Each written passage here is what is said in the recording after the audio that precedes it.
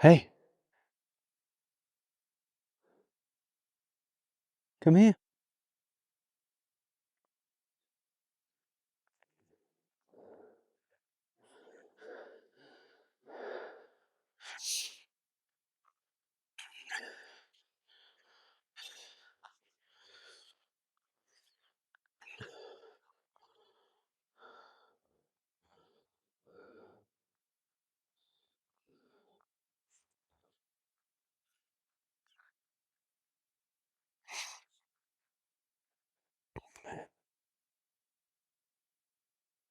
Saturday morning, hiking with Kavi and Peyote. It's fall, but we're going through a warm spell, and the daytimes can be up to like late 70s, 80. Night times, 55. Not too bad. Really, really lovely, kind of warm Indian summer, as they might say some places. So anyway, here we are again in the habitual state, the state that we're all brought up in, unless we happen to have been brought up by enlightened parents, which is kind of rare. But in the habitual state, which we call unconscious, simply we call it unconscious because we're unaware of what's going on, really, is all relationships are built on need and control. It just seems to be a simple fact of the matter. And the shift, should it happen through grace, persistence, and a gradual erosion of the rigid self that I've talked about a lot before, and I'm certainly not the only one. When that happens, or during that happening, however we want to speak of it, relationship stops being about need and stops being about control and starts being about a different kind of freedom. And there's such a liberation in that. There's such a joyous freedom for all beings, both for the individual and for the world at large, those people we're having relationships with. I call the relationships built on need and control the tentacles that we wrap around each other in collusive and contractual ways. We learn it in childhood. We learn it from our parents, who are obviously rooted in it and have learned it themselves from their parents. It's the fabric of the family. It's the glue, if you like, that keeps, really, in many ways, some of the dysfunctionality of the family together. If you do this, then I do this. If you don't do this, I feel this.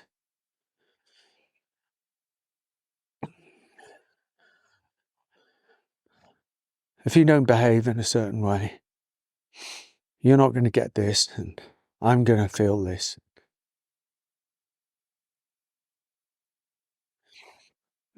We learn codependence. We learn behavior modification, and the self, this small contractual self, is heavily into codependence. In many ways, to to protect oneself from lack of control and rejection from love. But the implications and the ramifications and the fallout and the heartache and the lies and the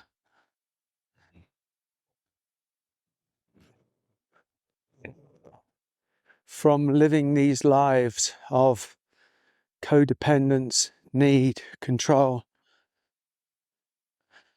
are almost the cause of such suffering, because truth is buried. No matter what time I come out,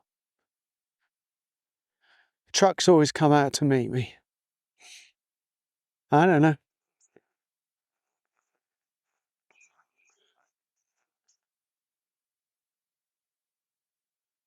So you can see it, you can feel it. Maybe you feel it in your own life, and maybe it's just something that we've all taken for granted. But relationships built on need and control. Need and control.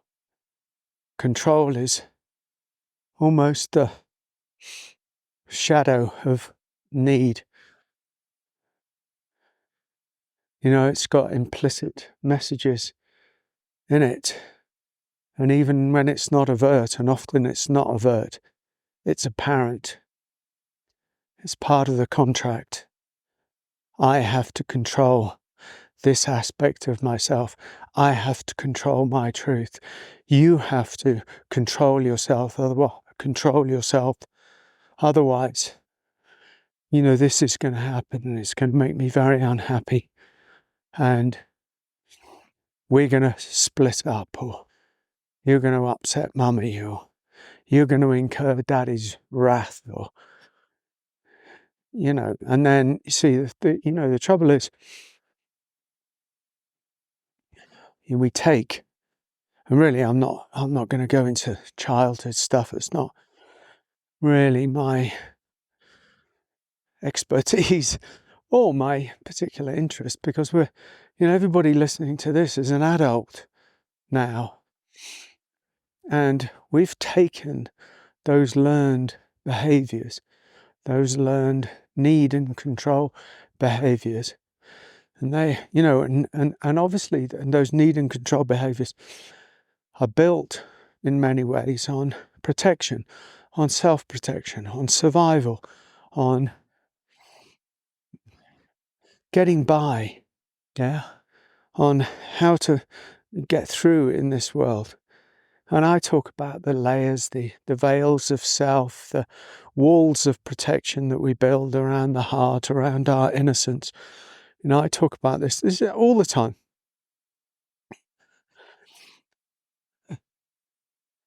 And so in this, unconscious, habitual state of way of being, we then, most of us anyway, embark on a life of relationship.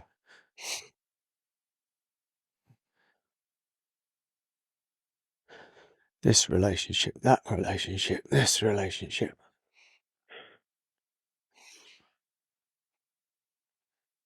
And we take those contractual, needy, controlling, avoiding ways into relationship. And after the honeymoon is over, however long that honeymoon period might last, which is full of joy and freedom and permission, and often anyway, no contract, no neediness, just the joy of being. This is a really kind of pivotal and interesting time in relationships, not just built on lust or sex or desire, or it's actually the hormonal release into freedom without judgment so often. Just a pure joy of love, of meeting somebody and falling or rising in love. And there's no games. There's no funny stuff. There's no tentacles there. Yeah. And then something happens, then over time something happens. And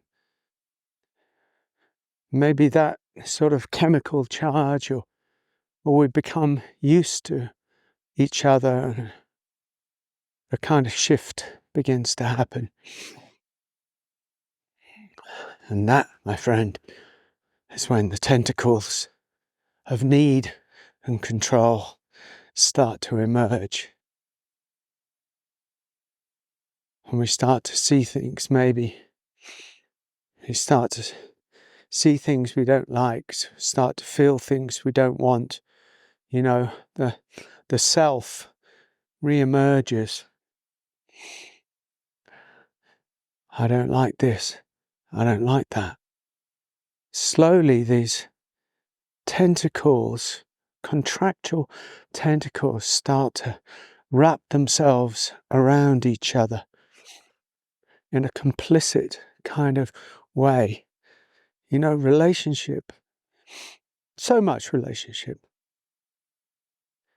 After that honeymoon period is over, it's very easy for a relationship to become, hold on. I don't know what that is. It's like they're taking a road up there or something, like it's going up Ski Mountain. So maybe they're taking stuff up there for ski season. Who knows? Hey, Peyote.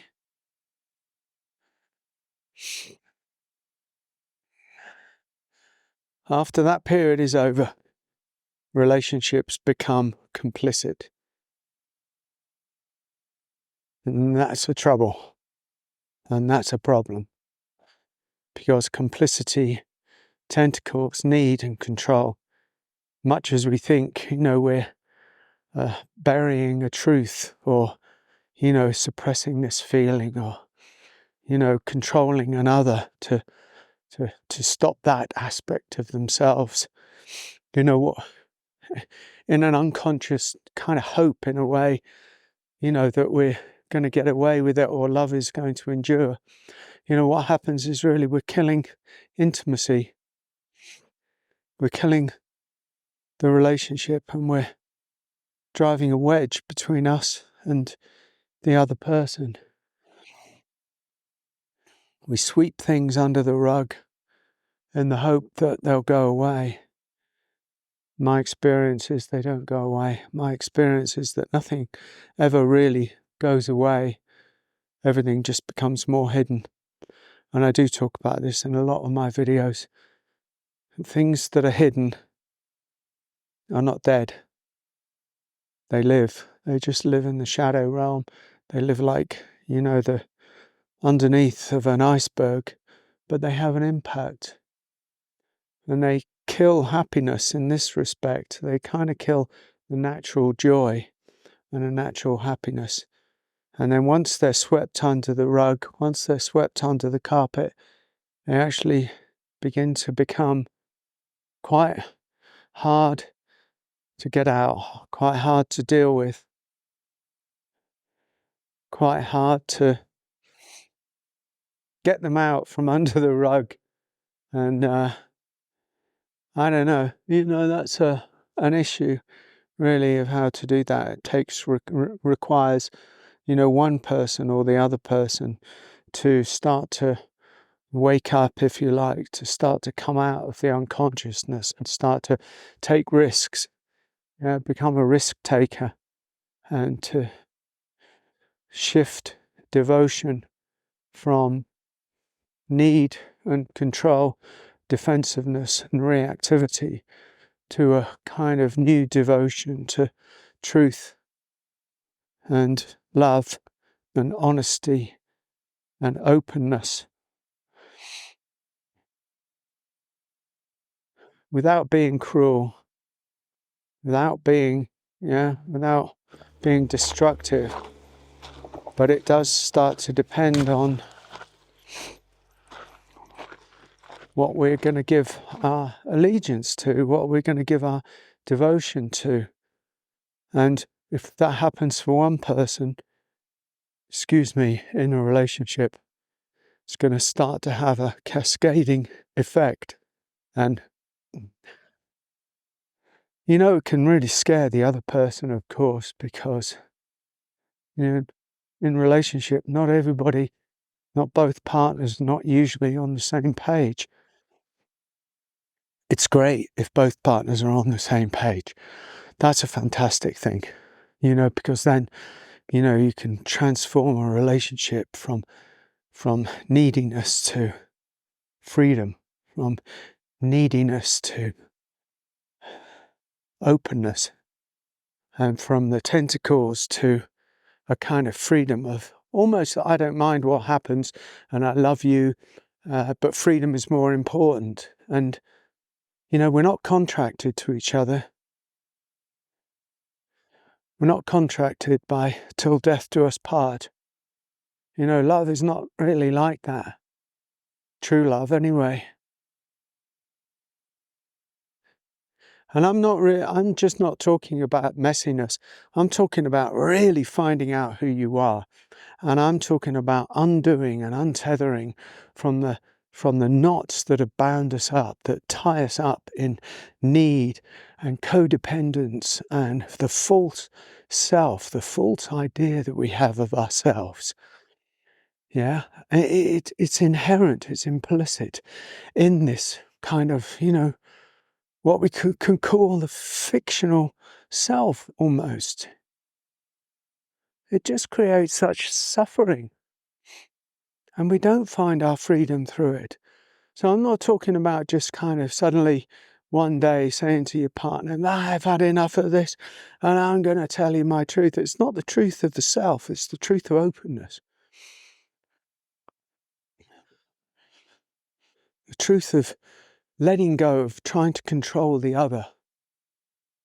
And we have this capacity as we get older. Oh, hold on. No. Hey. Oh, got a stone stuck in my shoe. Wait there.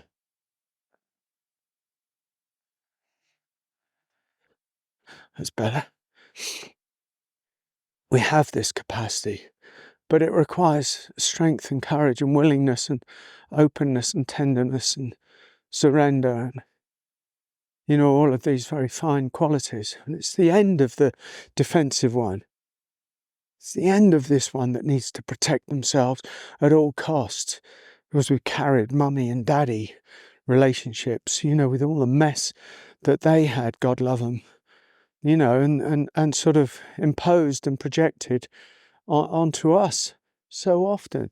It's the end of that, and it only happens by the great waking up. It only happens through the miracle of awakening, if you like, but not awakening as a kind of grand elevation above the human condition, but a beautiful awakening within the human condition, through the human condition, by seeing the patterns that are playing themselves out endlessly in our lives. And some of those playing out are in the dysfunction of contractual, needy relationships.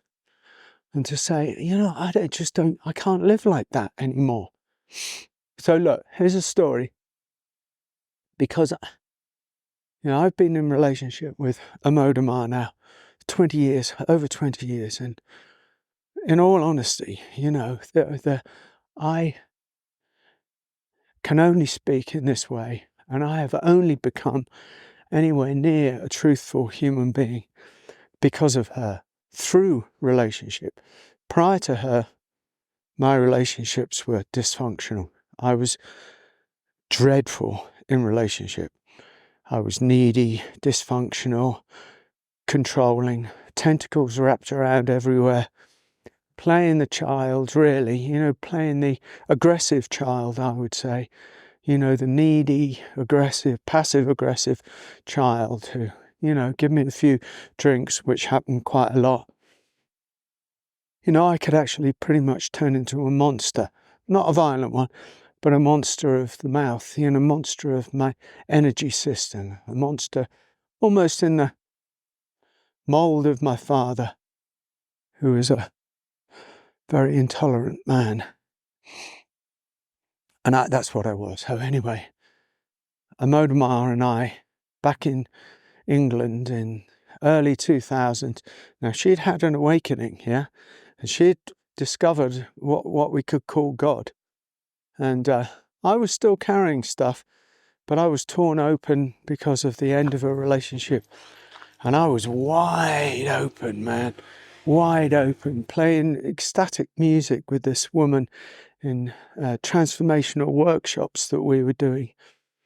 And it was just ecstatic. It was, by and by, we felt, I don't know whether we fell, we kind of rose into a relationship that is still, still as bright as it was that day.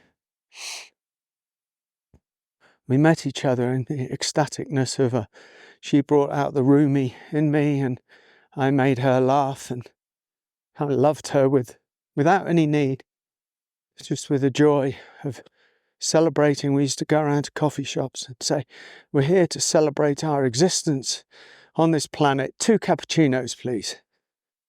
That was it was just funny.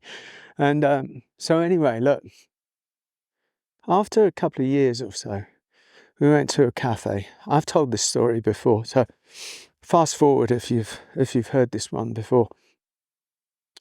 We went to a cafe, and I was not good in social situations, particularly because I'd had so many bad experiences with my intolerant father oppressing the feminine out in the 70s in various restaurants where he would try and control everything and everybody. It was pretty bad. So anyway, I didn't realise that I'd carried so much of this with me. So we went to a cafe. Oh dear, I nearly fell over. Cafe in Primrose Hill in London. Very beautiful. Lovely cafe it was. I think it was the Russian cafe, I'm not sure. And anyway, we were sitting there and everything was beautiful.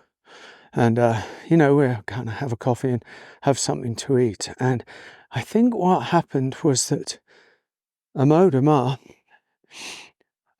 got something to eat, and there was something wrong with it. It was like it was too cold, or there was something missing, or I don't remember exactly. And I only remember that, what happened was that she decided she was going to have to send it back or call the waiter over. And I suddenly decided that was causing a fuss and was going to draw attention to us. And ultimately, in my messy state, was going to cause some kind of embarrassment to me.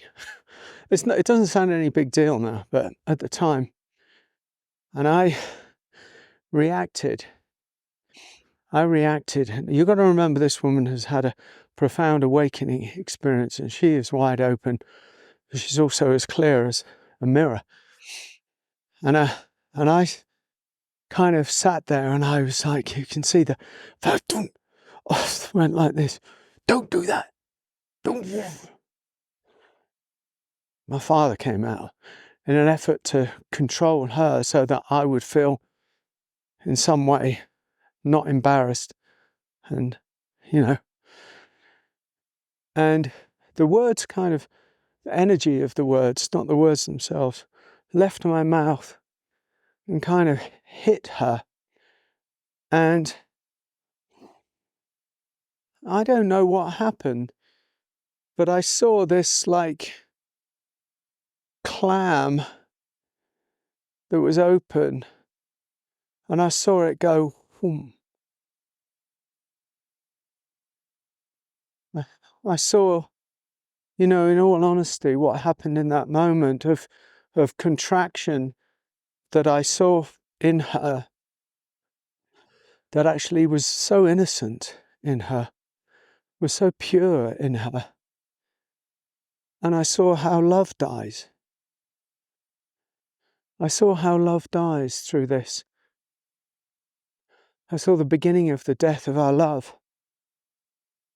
I saw the beginning of the death of love itself through my attempt at control. And in that moment, it did something to me. It kind of broke my heart. It was just like, that was like almost an enlightenment moment, I would say. Not an enlightenment moment that took me up and out or saw the vastness of the stars or anything, but an enlightenment moment where I saw the nature of the human condition in its unconscious state, and how, in its desperation to protect the I, it's prepared to kill love, to kill the openness of love. My God.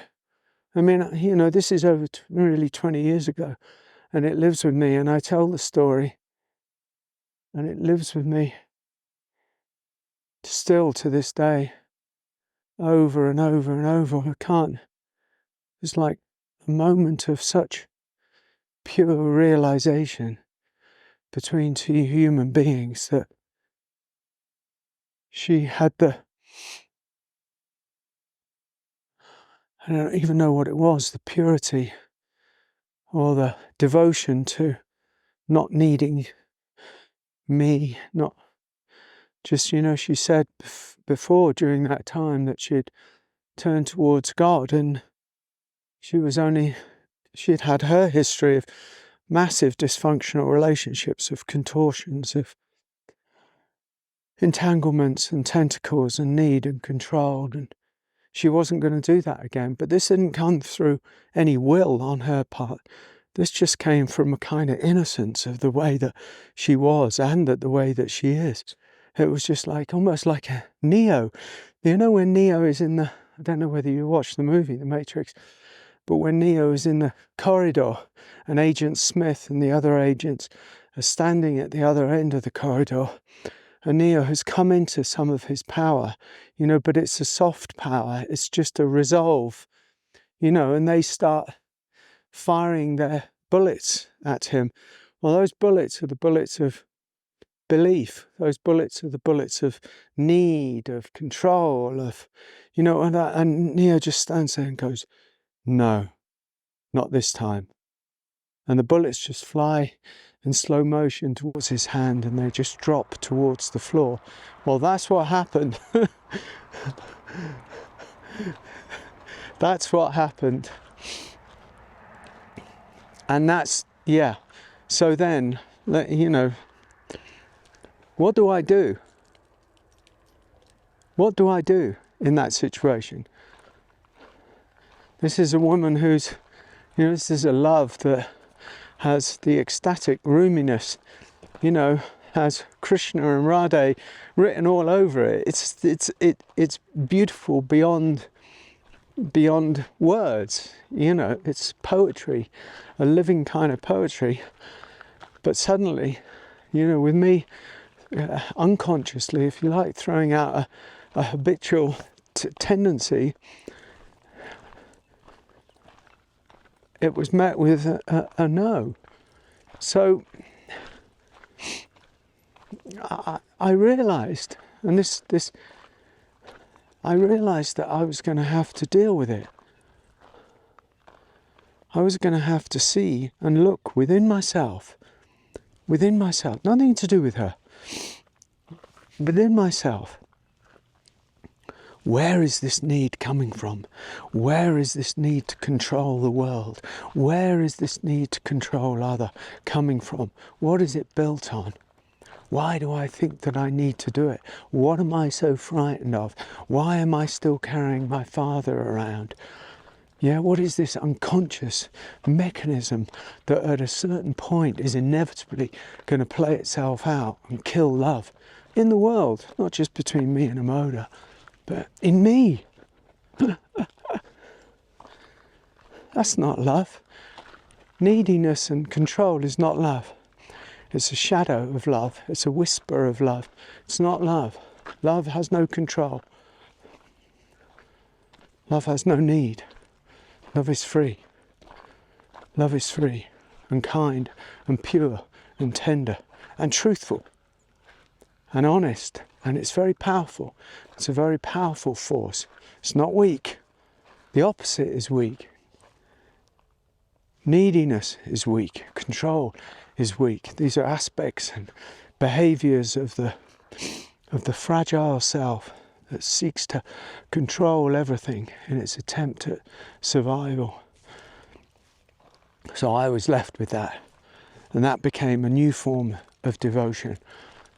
What am I going to do when the heat of reactivity rises up and all I want to do is lash out?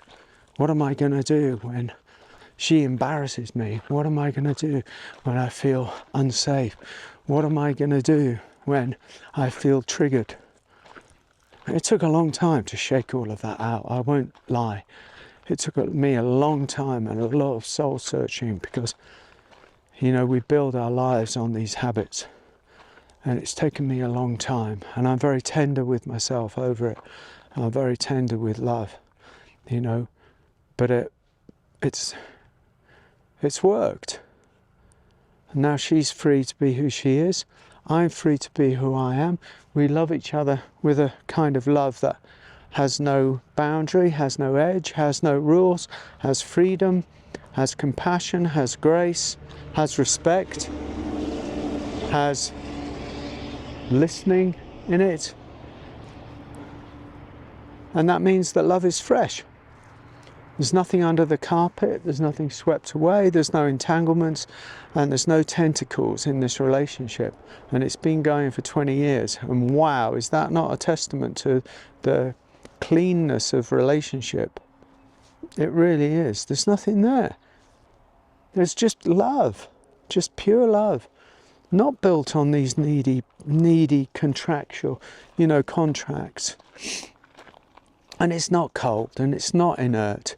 It's warm and loving and friendly and fun and truthful and honest and, playful and deadly serious and very honest. And, and if over the years anything should rise up, and for some reason, and it has happened at times, and we don't go to bed on the unresolved. We don't go to bed on the unresolvedness of whatever's going on. We stay until we meet it as love. It helps that she's had an awakening. It helps that the cliff of myself has eroded into the ocean of love. These things help because we don't have a tendency to funnel into the small self that seeks its survival. And so in that sense, we don't talk about this very much. It's not something that we talk about as a mainstay of this work, this teaching work that we do. Because first of all, one has to be devoted to oneself, awakening from the dream of self, disentangling all of the habitual tendencies of self before it enters in many ways the realm of relationship. But relationship itself can be the conduit for that. All experience is a doorway. All experience. The experience of relationship is a doorway to the unconditionality of love. From conditionality to unconditionality. And so by and by the tentacles have just become irrelevant. How beautiful is that? Now, I think that I've rambled on for long enough. This is a 34-minute video or something. This is a long video that I've made, and I hope you've enjoyed it. If you like it, please subscribe. I would suggest going to Amoda Maa's channel. You'll find her by typing in Amoda Maa into YouTube. Find her there. She's got divine wisdom, and she's taught me almost everything about everything that I talk about. So everything that I do is in a kind of homage to her. So please go and subscribe to her channel, as well as giving me a thumbs up if you should choose, and subscribing if you should choose.